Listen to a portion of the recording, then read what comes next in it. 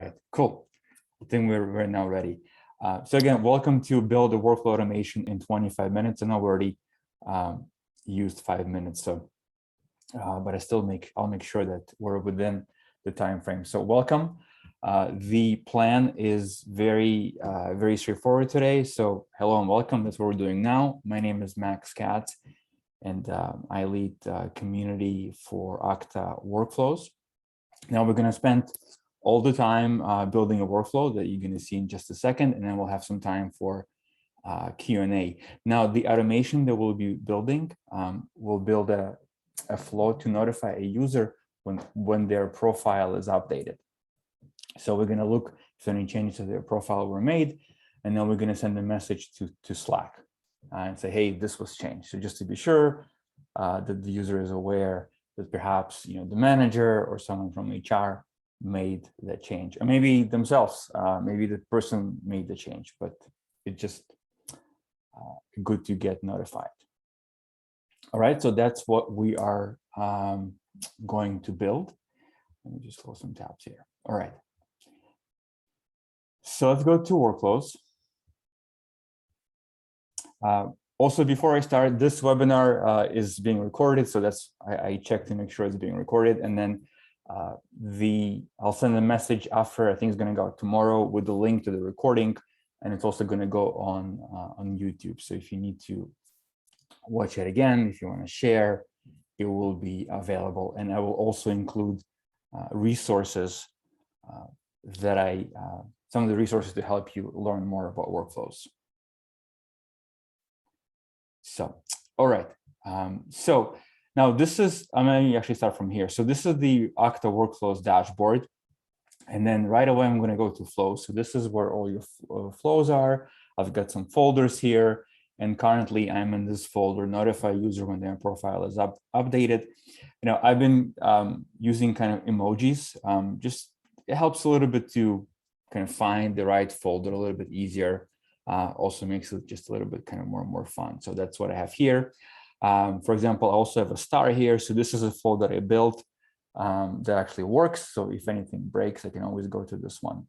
And I have a little star here also as an emoji. Now to start, I'm going to click create a new flow. And I'm going to give this a name. So notify when profile is updated. Now, it's always a good idea to set the description. And then I'm going to check here. Now, this what this allows me to do is going to allow me to see flow history execution, right? So this is very useful for testing. You can always enable this later if you want, but we can do it right away as well. Okay. So we created a flow, we gave it a name. Now, the first thing that you need to do, so there are a number of ways to invoke a flow. So one of them is when some event occurs in the system, right? And this is what we're going to be using. So when the user profile is updated in your Okta organization, we want to fire this flow.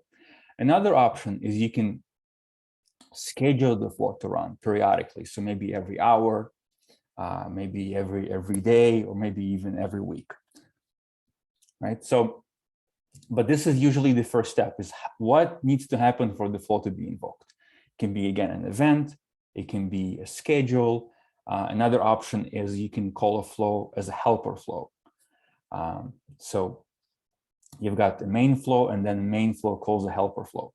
Another option is it can be called from an API endpoint.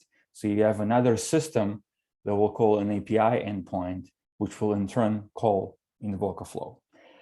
And the final sort of way is you can always just click test here, which we're going to be doing. So I think there are 5 ways you can invoke a flow, right? But again, for the purpose of this example, we're going to click event, and we're going to use an Okta event, right? And you can see it doesn't need to be an Okta event. There are many other connections that you can set up. You can see right here. And every connection will support different events. And so based on those events, you can fire a flow.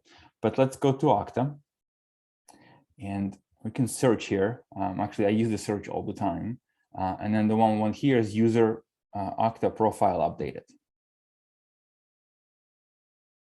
all right? And we've got an event, and then the event makes available, all this information. Now let's save. Now what we can do right away is we can actually test this right away and see if this event fires. Now, to test, we need to enable the flow, and we're going to turn it on. Okay, so the flow is on. And now we're going to go to my Okta organization. Let me just refresh here. Okay, and I've got some users here, and let's select Stella, for example. And let's go to her profile.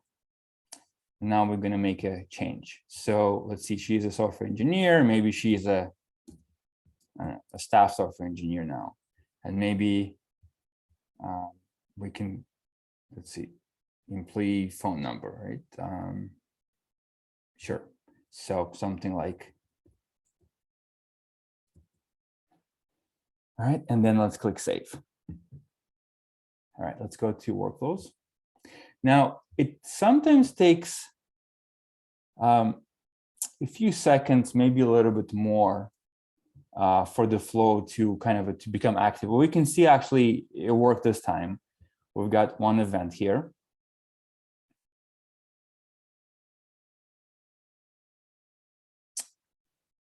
Just taking a few seconds here to load. All right, and so we can see, I mean, nothing really happened in the flow because we don't have anything, but we can see the event was fired, and then all this information was passed to us. And what we're going to be using in a second is change attributes. So this field right here carries the fields that were updated. So I changed the employee's title and also the employee number. Okay, so right away you can test and see if this event fires. Okay, so let's go back. And so so the next step is, let me go back here. So we can see there are a lot of attributes, right? Now, perhaps we don't want to get notified when all the attributes or every attribute changes. Let's say we want to only monitor specific attributes, which we think are important. Let's say we want to monitor the manager, and we also want to monitor the title. So, if those attributes change, we want to be notified because these are important. So if the title changes, maybe you get promoted. And if your manager changes, again, maybe you probably have a new manager. So those are important. But of course, you can monitor as many as you need. So the next we're going to do is here. So there are two options here. We can add a function or we can add an app action. Now we're going to start with an app action. App action, that's a set of options here which allow you to sort of edit and manipulate data in the flow, right? So as the flow goes from step to step, you can create lists, you can create objects, you can so manipulate the data in many different ways. So that's what we're going to do here. Is we're going to use construct. And again, I use search a lot here. Again, of course, you need to know what the name is, but it's very, very helpful. Now, we're going to use a list, construct a list. So you can see this function allows me to create a list. And I'm going to say which attributes I want to monitor here. So we're going to say title, and I'm going to say manager. Okay. Now, you can always also test each card. There is a play button here, test this card. Now, there is not a lot of sort of happening here, but it just creates a list. Okay. And then, so these are the two properties or two profile attributes that we want to monitor. One more thing that's also very handy is you can rename this. So this is a list, and that's fine, but you probably want to rename this to something that's a little bit better fit for the application you're building than just having just a generic list. And then to do that, you can click the gear icon and you can edit card, and you can always rename the variables. Now, this is of course optional. So monitored attributes. All right, so these are the two attributes we'll monitor. And if these change, then of course, again, we want to get notified. All right, now the next step is we need to take, right here, we got change attributes. So if you remember, this property holds the attributes that were changed. Now, if I go back here, I'm going to look,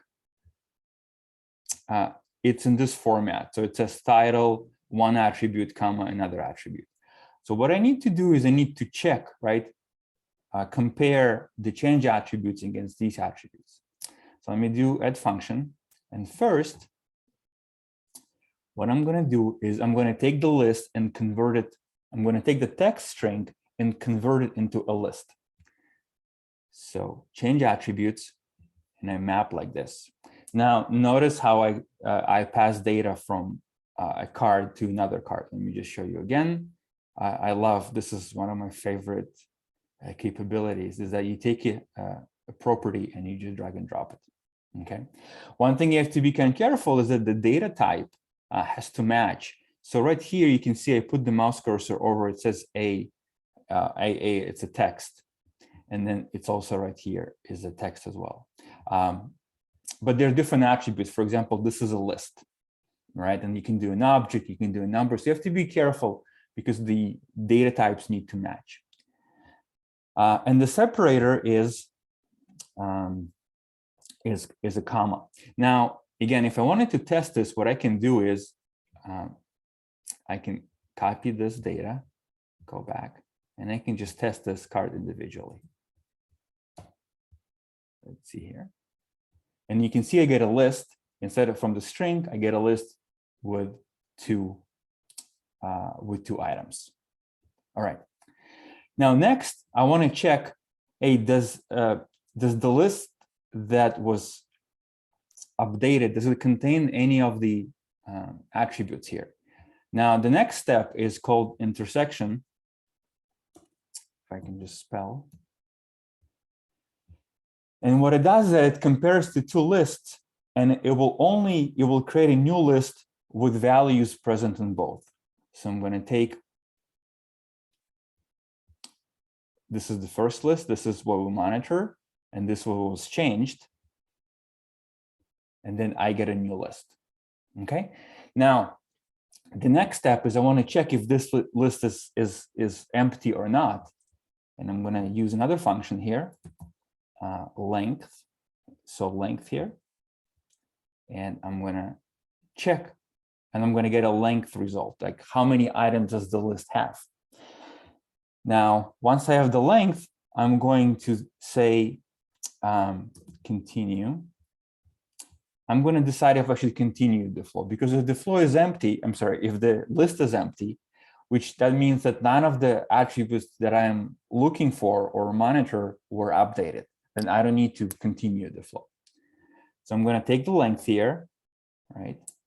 And this is the first value. And I'm going to say if the length is greater than 0, then continue. Otherwise, we can just add a message here. So no monitored attributes were updated. All right. Now, again, we can test this. So again, we are monitoring title and manager. So let's go to our person. And let me just, did I save? Yes, I saved. Now let's change. Let's do something. Staff software engineer 2. And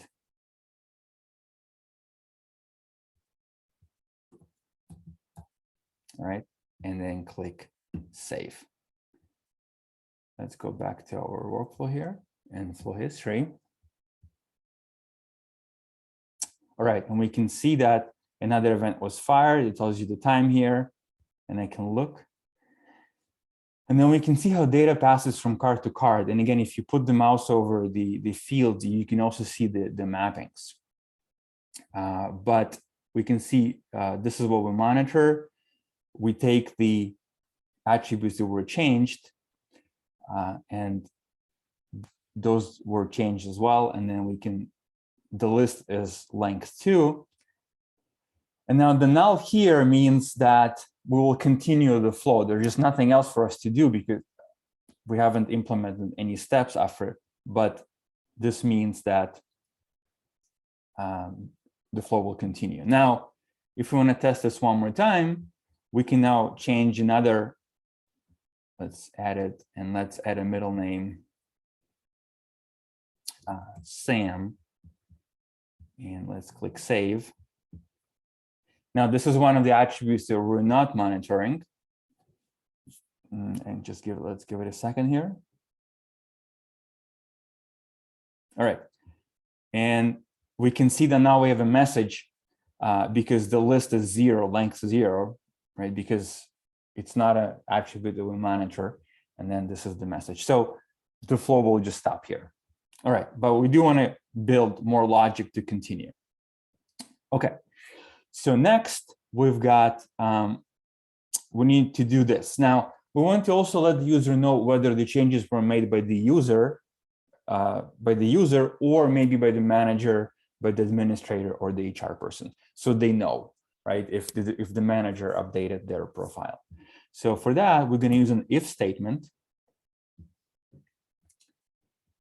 And now we're going to check, hey, is the person making the change also the user sort of themselves? And then to do that, we need to connect values from this card. Now, as you can see, my card is here, and then it's right here. So of course, what you can do is you can take any value and you can kind of drag and drop it like this.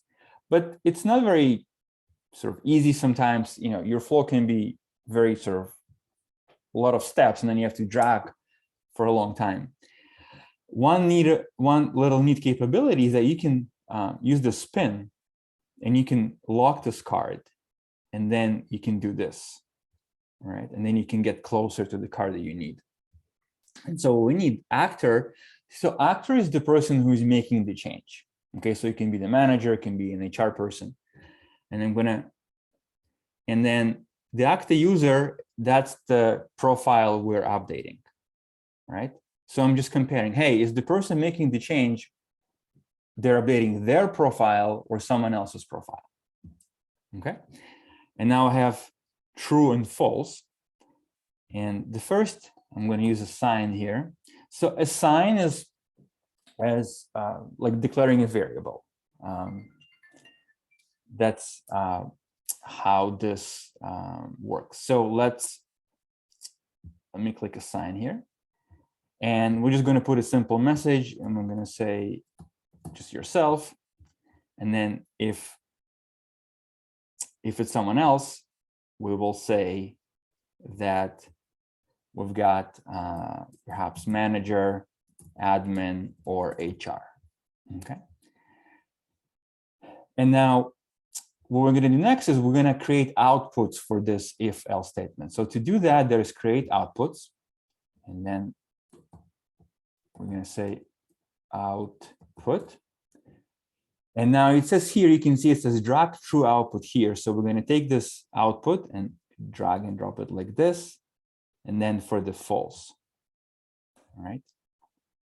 Now, so this is the output, but of course, based on the logic, we'll either have the true, which is yourself, or we'll have the false value, which is manager, admin, or HR. Okay. All right. Now,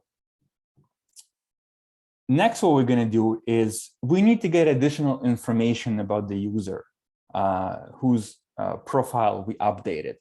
Now, we do get a lot of information here in the event itself.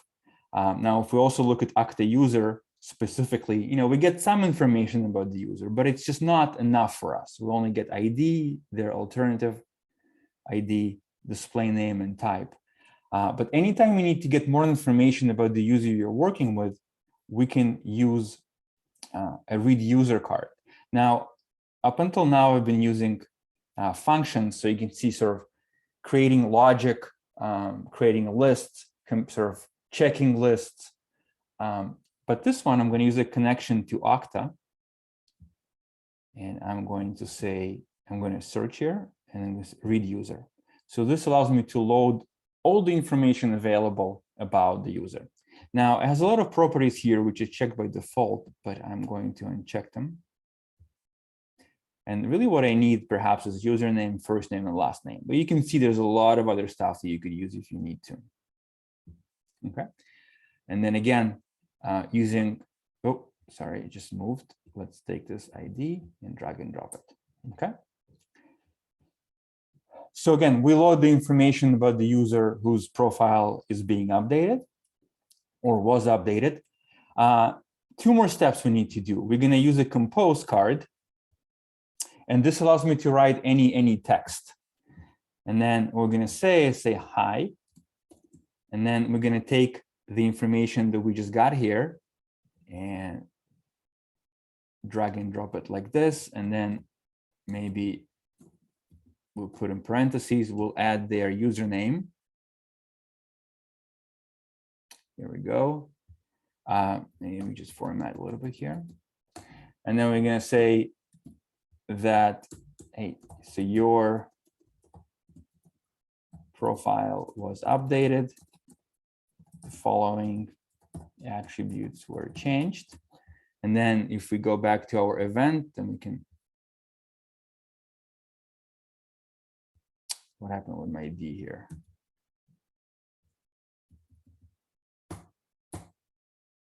Changed. Oh, well, okay, that's fine.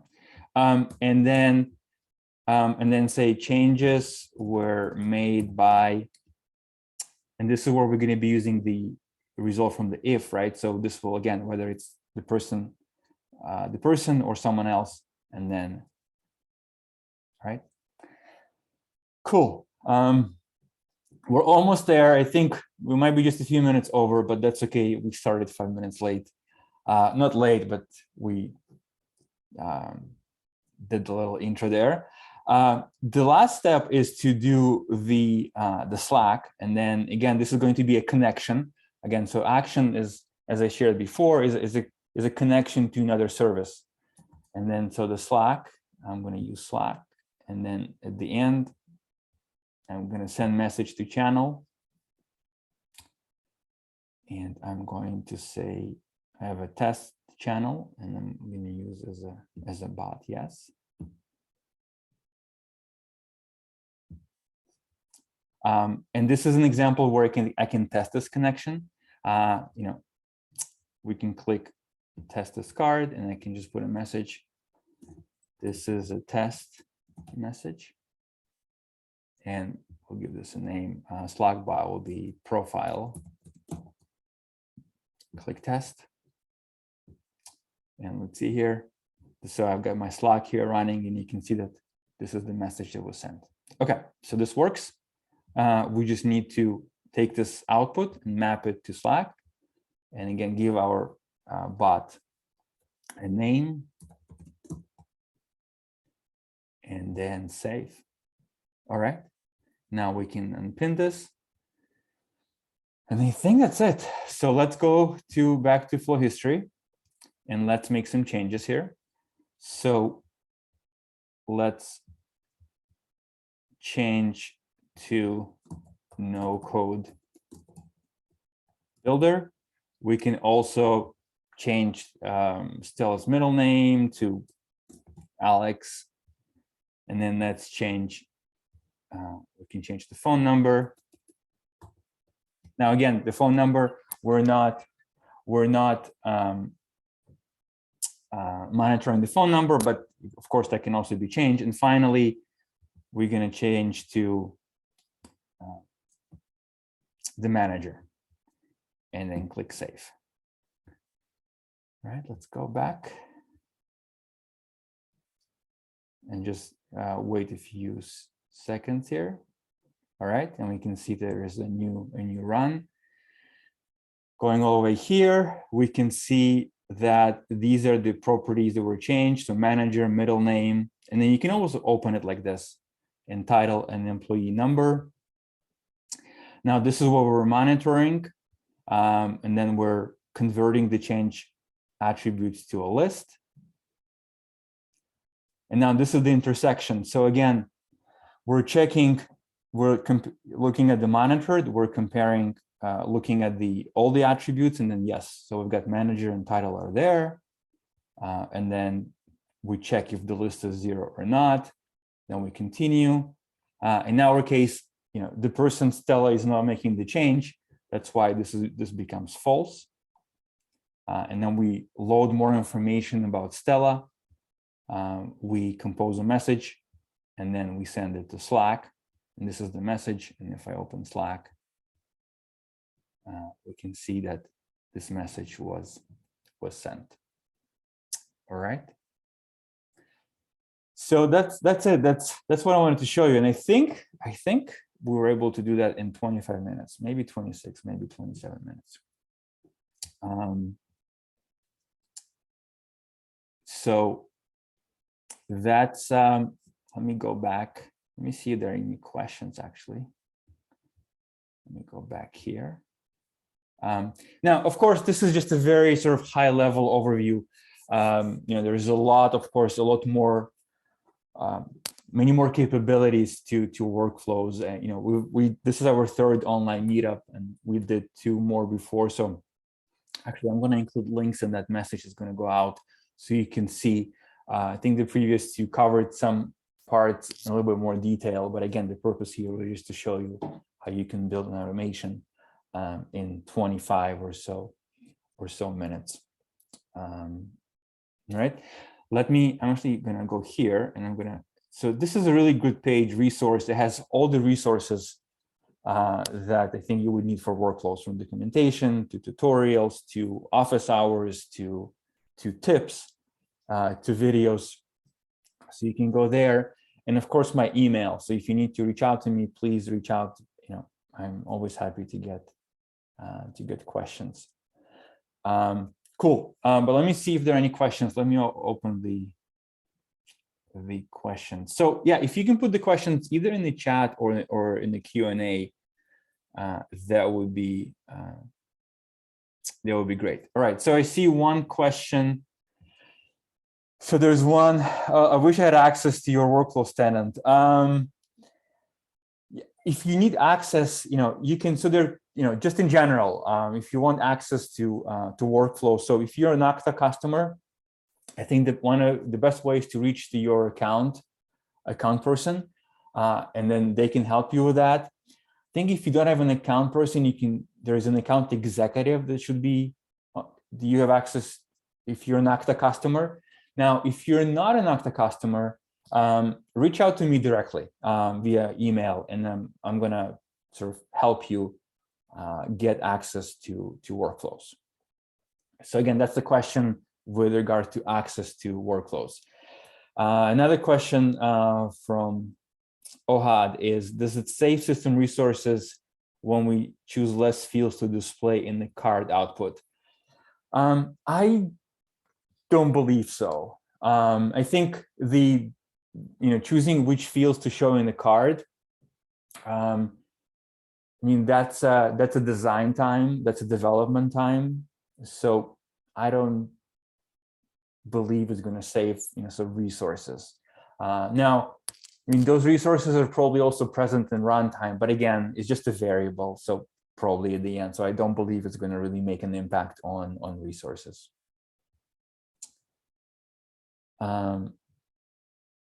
Let's see here. So there is a question from Kavita, and I'm sorry if I'm not pronouncing your name correctly.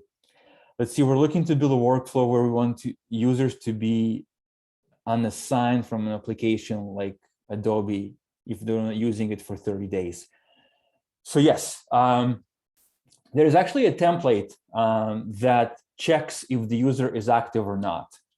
And let me actually show you templates. So templates are really nice because they, let me go here and templates.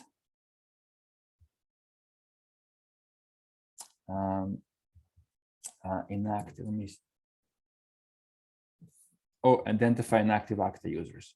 So here, so you can start with this template, but it checks, it basically tells you which users are inactive within what period of time. So you can go, I think, 30 days back, that's the standard. You can go even longer if you want.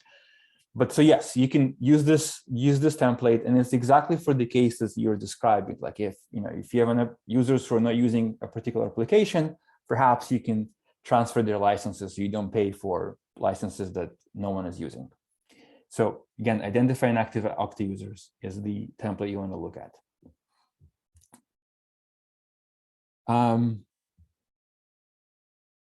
All right, let's see here.